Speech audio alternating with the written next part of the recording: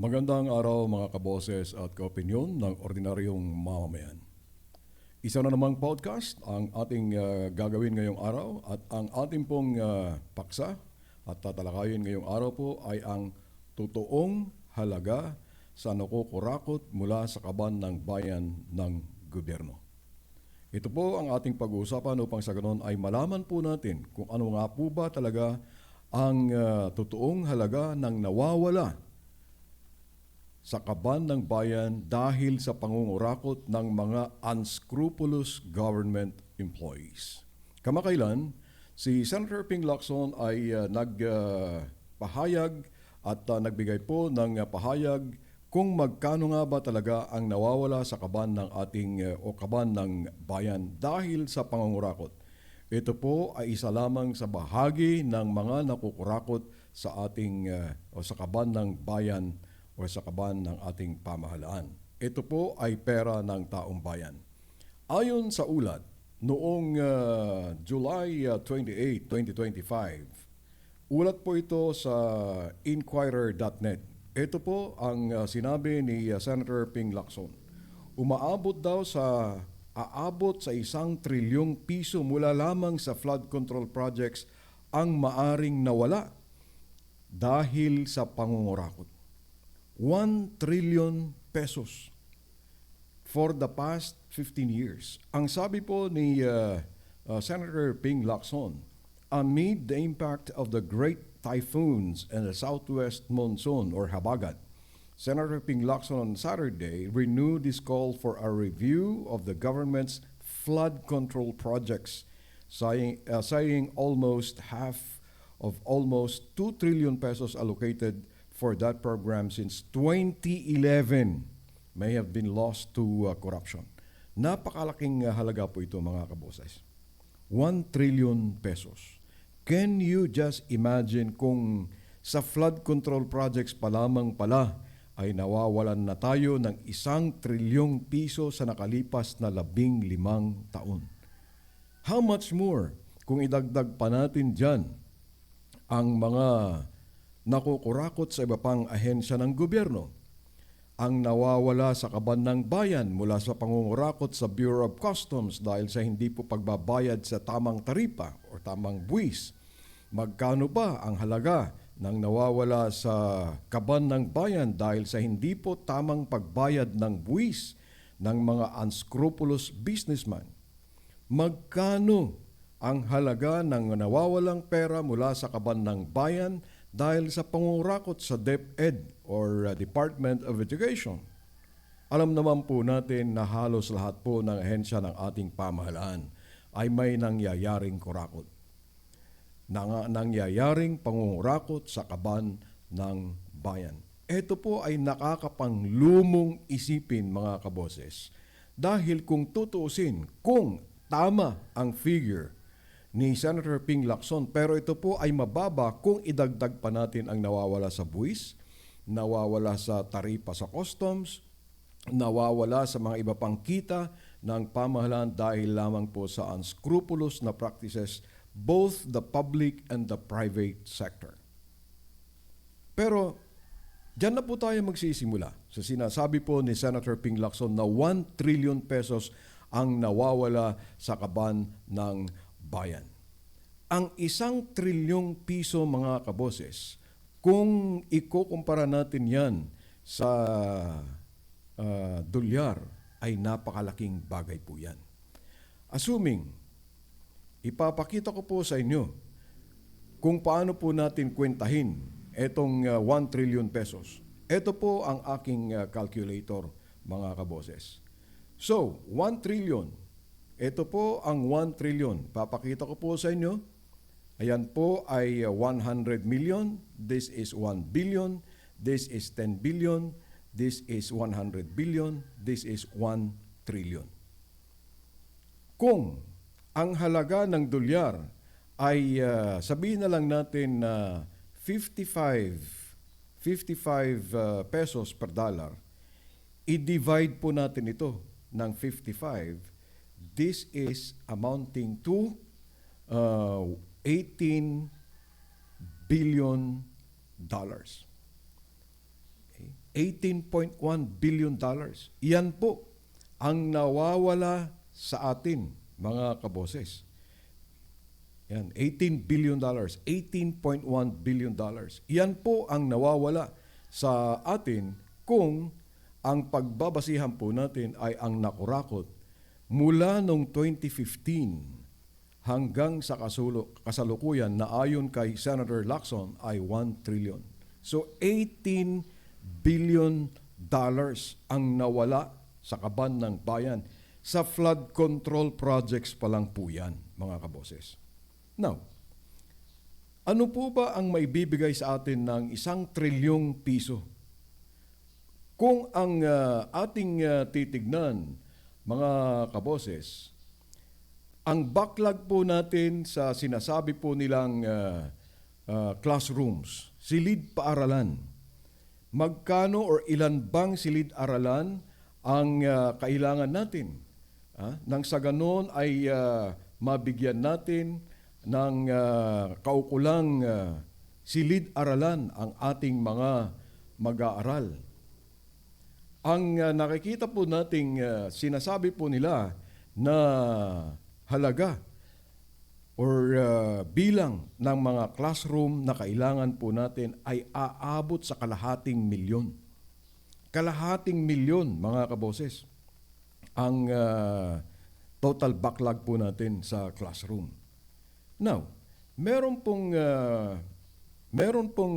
ulat galing po sa Philippine Star na kung saan sinasabi po nila na ang halaga ng isang classroom ay nagkakahalaga ng 650,000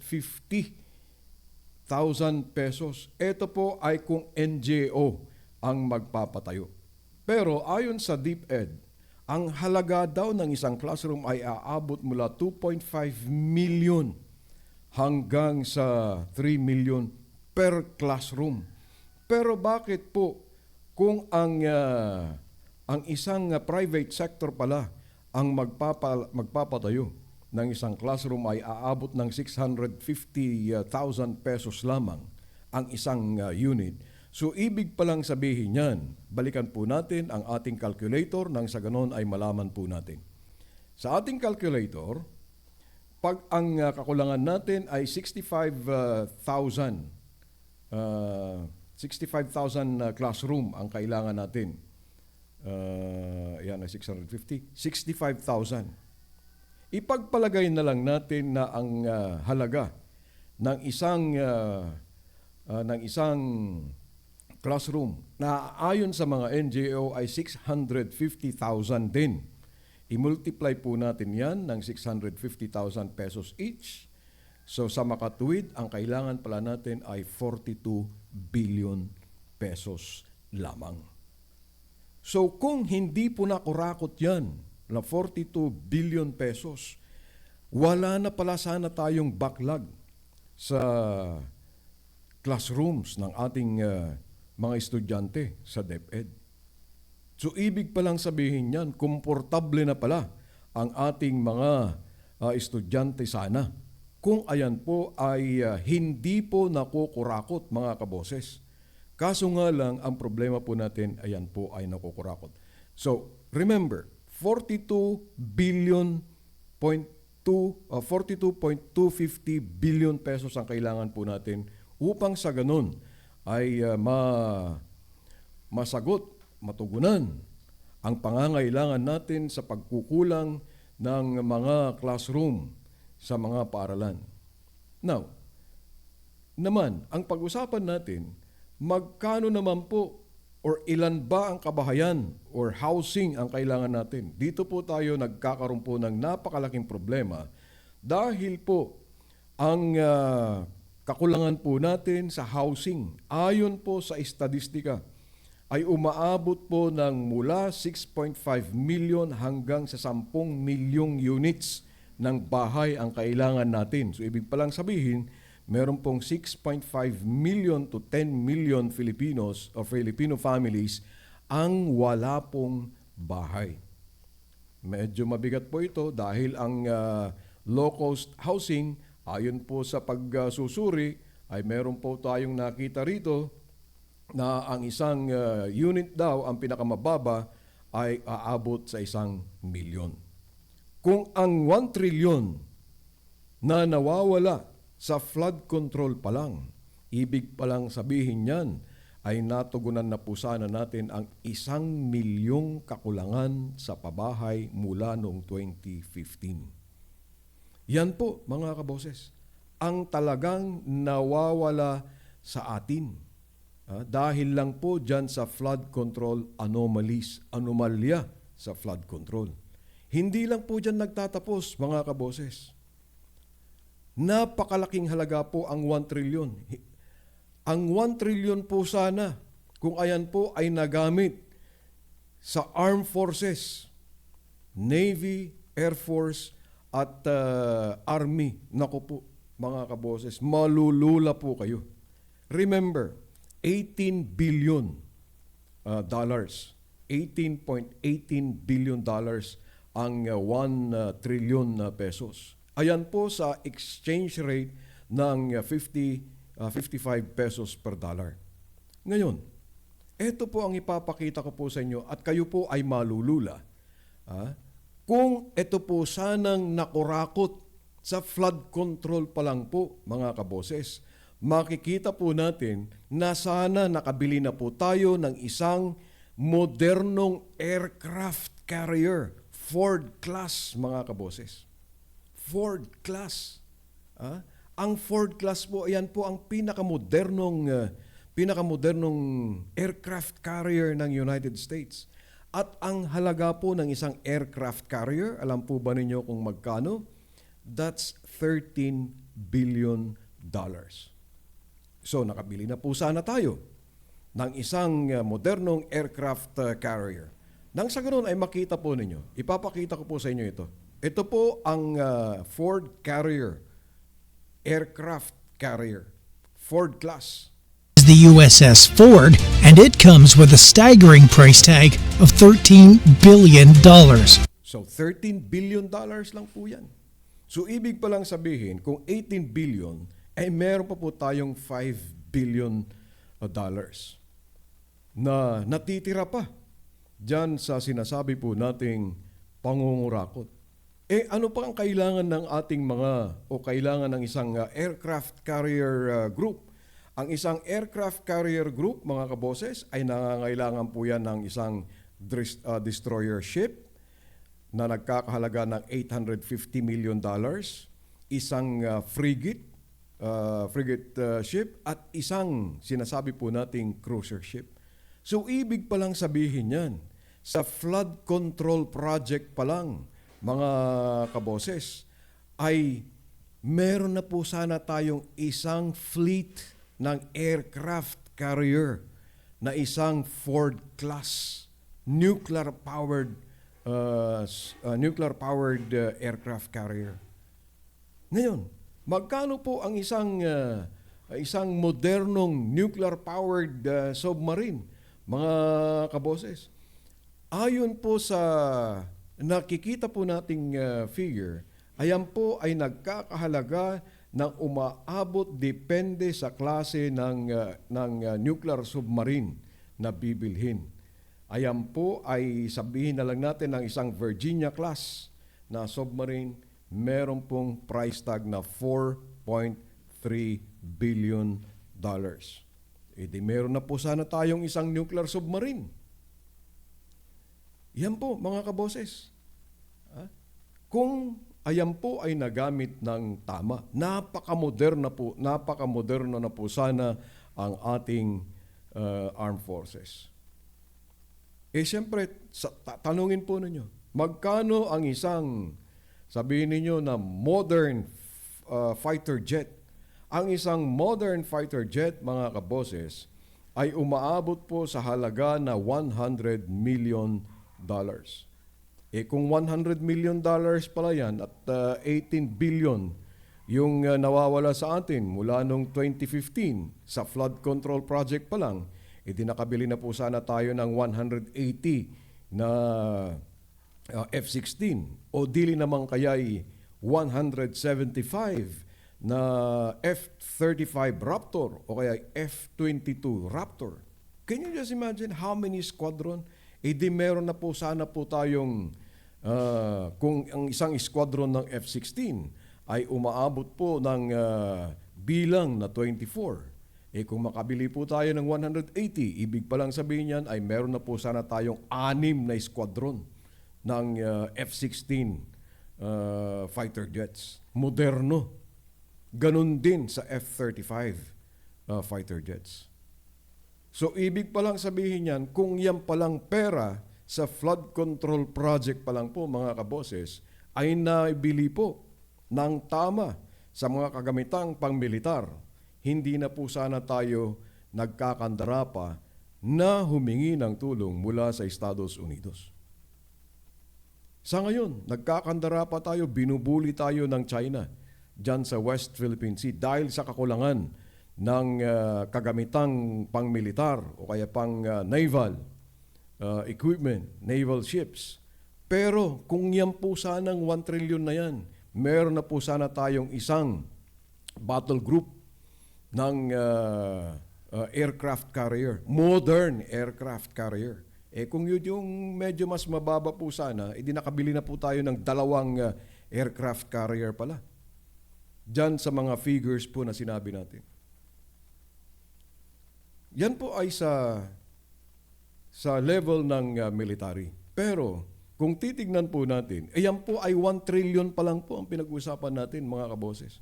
How much more yung sinasabi po nating taxes, tariffs na nawawala sa Bureau of Customs, yung mga corruption dyan sa DepEd, at kung iba't iba pang mga ahensya ng ating pamahalaan. Paano pala kung ayan po ay mula noong 2015 ay umabot na po ng 4 na trilyon ang nakurakot sa kabuuan. Ilang bahay na po sana ang napatayo natin. Ilang classrooms na po sana ang napatayo dahil po sa pangungurakot. Napakahalaga po na alamin po natin ang extent ng corruption. Modernong bansa na po sana tayo, mga kaboses. Dahil sa korupsyon, dahil po sa greed na hindi po makontrol sa ating pamahalaan, eto po tayo naghihirap. Can you just imagine? How many Abram tanks could we have bought? Ang Abram tank, mga kaboses, ayon sa ating pananaliksik, ang isang Abram tank, moderno, M1A1 Abram tank is only 4.3 million. So kung 4.3 million pala yan, mga kaboses, kung bumili po tayo ng 1,000, edi 4.3 billion lang dollars. Edi meron na po sana tayong 1,000 Abram tanks pala. Hindi na po sana natin kailangan pang mangandara pa para sugpuin ang rebellion ng mga New People's Army. Yung mga teroristang grupo dito sa Pilipinas. Ayan po ay, dyan pa lang po tayo nagsisimula sa flood control project anomalies. How much more kung idagdag pa natin yung sinasabi nga po nating nawawala sa buwis, nawawala sa taripa, nawawala sa customs, di trilyong piso pala ang nawawala na sa atin. So ano ang dapat po nating gawin dito, mga kaboses? Ang gawin po nating dapat ay makibahagi, makialam sa mga nangyayari sa ating pamahalaan. Ang nangyayari po kasi dito ngayon, mga kaboses, ay tayo po'y nananatiling takot na magsumbong. Takot na magsabi kung ano po ang nangyayari sa ating kapaligiran. Katulad na lamang po, dyan po sa flood control projects na yan. Huwag po tayong matakot. Sabihin po natin ang ating nararamdaman nang sa ganon ay magising ang ating pamahalaan at kahit papaano ay mapahinto na po itong garapalang korupsyon sa ating pamahalaan. Garapalang panggagahasa sa kaban ng ating bayan. Sa garapalang pakikipagkuntsaba ng mga elected officials, even non-elected officials, from the executive to the legislative branches of our government. Ihinto na po natin dapat ito. Dapat ito pong mahinto upang sa ganun ay makamit natin ang kaunlaran na minimithi natin. Kung hindi po tayo umaksyon ngayon, wala na, masisira na po ang ating kinabukasan. Masisira po ang kinabukasan ng susunod pang henerasyon. Kaya ang gagawin po natin mga kaboses, dapat ngayon po tayo umaksyon nang sa ganon ay hindi po tayo patuloy na maghihirap at malulugmok sa kahirapan. Ngayon ang tamang panahon upang sa ganon ay tayo po'y umaksyon mga kaboses. Gisingin natin ang mga nanunungkulan. Gisingin natin ang ating mga opisyal upang sa ganon ay makita nila ang totoong sitwasyon ng ating bansa. Pero hanggang dito na lamang po mga kaboses ang ating podcast ngayon. Nawa naman ay naipakita po natin dito po sa boses at opinyon ng ordinaryong mamamayan kung gaano katalamak at kung ano po sana ang resulta kung hindi po nakurakot ang napakalaking bahagi ng kaban ng ating bayan. Maraming salamat po at mabuhay ang Pilipinas.